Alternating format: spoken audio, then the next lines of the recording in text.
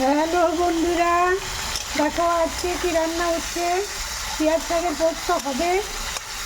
এই যে আলুগুলো ভেজে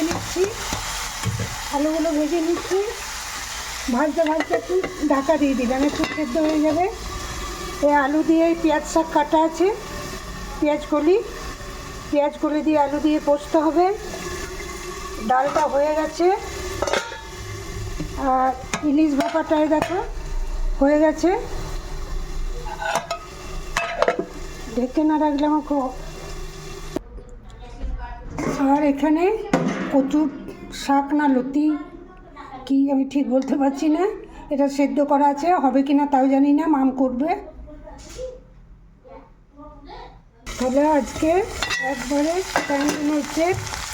এই যে আলুগুলো আরও একটু ভাজতে হবে, একটু ঢাকা দিয়ে দিই। আজকে হচ্ছে তাহলে পেঁয়াজ কলি দিয়ে পোস্ত, ইলিশ ভাপাটা হয়ে গেছে, ডালটাও হয়ে গেছে। কচুর শাকের কথা বলতে পারবো না।